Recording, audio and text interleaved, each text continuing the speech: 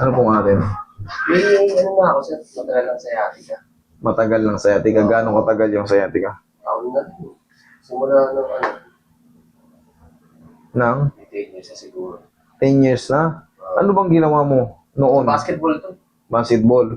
Ngayon, 10 years na yan. Siyempre, kahit pa paano, nagpapa-check up tayo. X-ray man lang. Meron na ako, pa-MRI na ako. Nasaan? Kaso yung MRI, wala na kasi. Nawala na yung MRI. Pero ano yung pagkakaintindi, Meron ano yung siya, pagkakaalala mo? May nakita siyang sa L4, L5. Yes, Parang correct. ipit ka lang. Okay. Ano yung natatandaan mo? Ano nakalagay?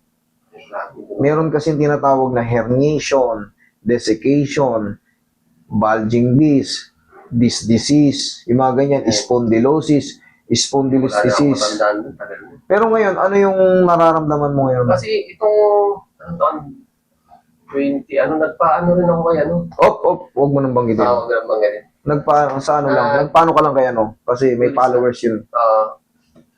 Open naman siya Mm. na kaya lang, sabi niya sa akin, hindi pa siya ganong ayos.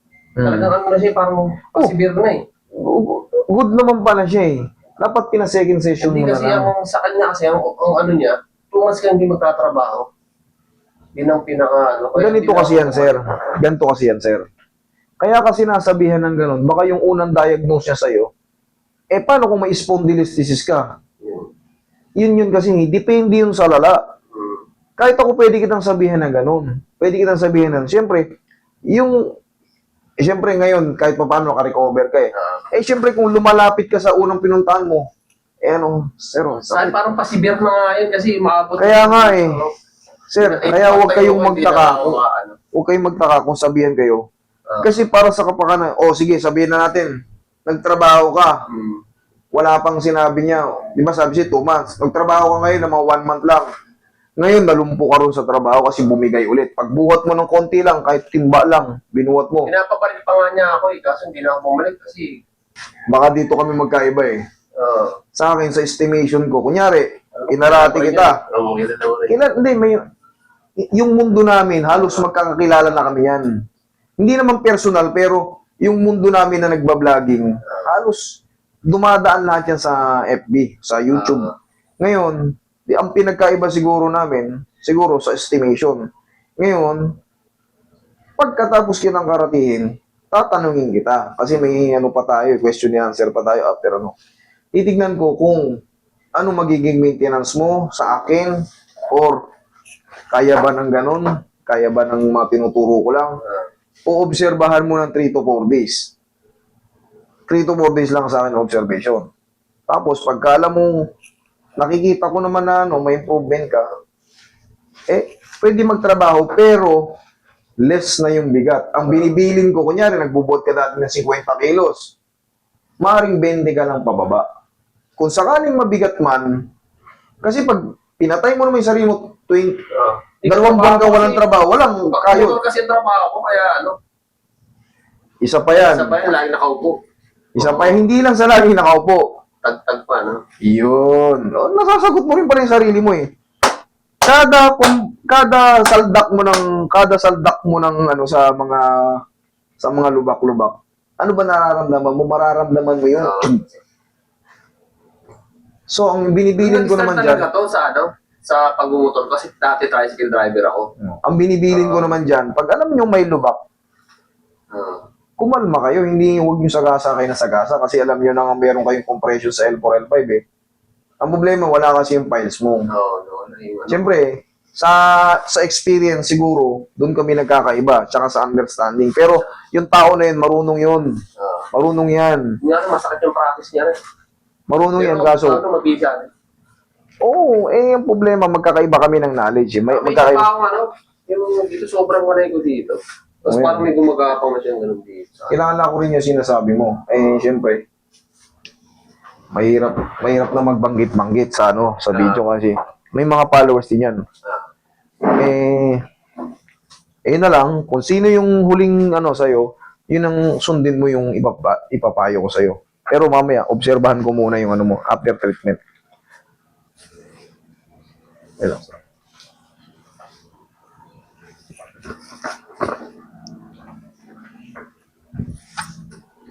Problema, driver ka pala ng motor. Oo. Diyos ko po, alam mo naman ngayon. Lalo pag nagtag-ulan, yung mga butas, hindi natin nakikita. May chance pa bang mawala yung gano'n? Yung mga saya. Mayroon po. Mayroong chance na mawala Natigil yan. na ako mag-basketball. Tayo. Pero yung pagbabasketball, baka mawawala yung pain, pero malilimitahan yung pagbabasketball mo. Kasi nga sa impact na kukuha yun, sir, eh. Oo. Yung impact, pag putok na kasi, kung meron ka lang MRI, mas madali, hanggang patagilid. Depende kasi yan, yung kalagayan ng ano mo. Tinitreatment ko rin naman ngayon. Ang mahirap kasi yung meron tinatawag na spondylolisthesis. Anterolisthesis, mahirap kasi yan. Pag yan ang tumama sa balakang mo, easy to broke ka. Kaya hinahanap ko yung files mo eh. Baka yung diagnose niya sa'yo, siyempre, sabi ko nga, magkaiba kami ng knowledge. Baka hindi niya nababanggit yung nababanggit ko sa assessment. Pero the same procedure pa rin. Ang ginagawa ko lang dyan, inaalalayan ko pagka alam kong severe kayo. Okay, relax lang. Pag alam ko yung movement nyo, yung body language nyo ay ganito pa lang, tinutulak ko yung mga pinaupo kita. Para kang nagre-react agad. Alam ko na gagawin ko. Nasa ano ko na lang yun, kabilang sa'yo. Nasa lakas ng kamay ko at nasa isip ko kung paano ko gagawin. Pero base naman sa'yo, maganda-ganda yung movement mo, nakakapihit-pihit ka pa, pwede kang magtrabaho kahit hindi 2 buwan. Iiwasan mo lang yung lubak. Tandaan mo, yung saldak-saldak, ikaw rin naman nakakaramdam nun eh. Pag minsan nga, atching lang eh, ubo. Sumasakit na eh. Nakaranas ka na nun? Yung uubo ka, parang may ground. Dapat, isipin mo, pag nagbuhat ka,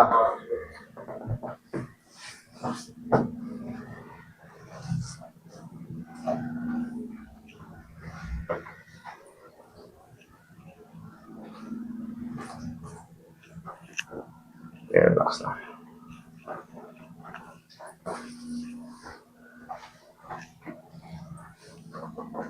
Masakit nga lang yung proseso niya, no?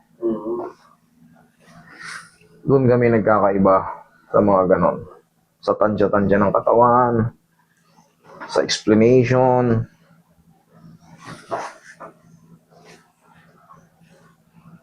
sa singilan. Yan, lalo.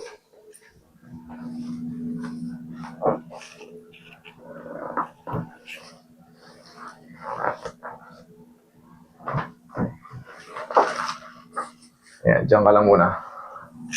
Ngayon, may waiver na yung idol mo na yun. Siyempre, sana hindi man tayo umabot sa ganon. Ano tayo matihaya? Yung mga reklamo na, no? Pero yun nga, yung waiver, nag-improve yung kabulastugan ni Kamote. Nag-improve yung kabulastugan. Nag-waiver kasi wala talagang ano yun, walang tiwala sa sarili yun. Lagay sa dyan yung kamay. Relax lang. Inhale.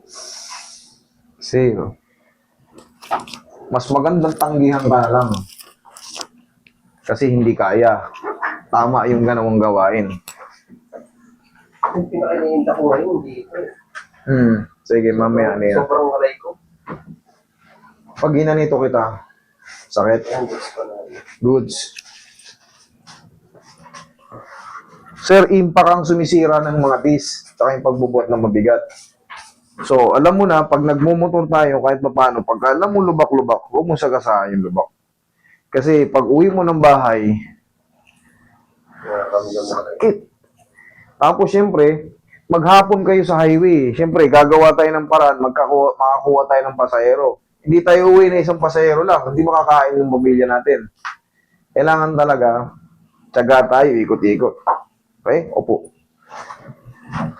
Yung routine, yung trabaho mo ang nakakasira eh.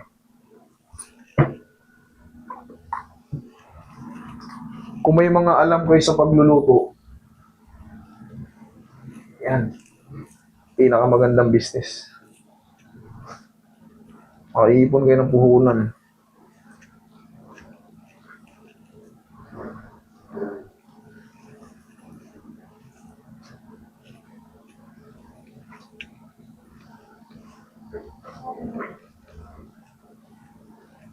Pero sir, ang maintenance niya, sir, ang maintenance mo yung napapanood ba ako yung squeezing left and right para hindi na tayo magbalik-balik. Yan. Tayo ka. Parang tutuhurin mo yung noo mo. Ganito.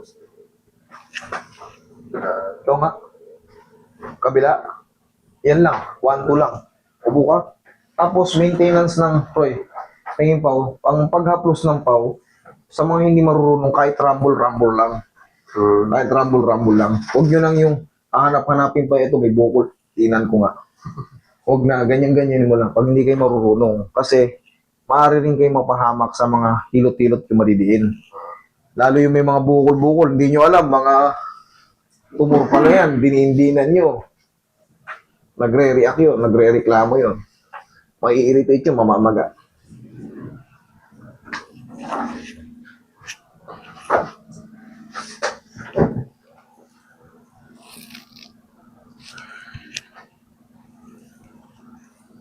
Check mo nga yung balakang mo. Tingnan mo yung dito mo, ngawit pa.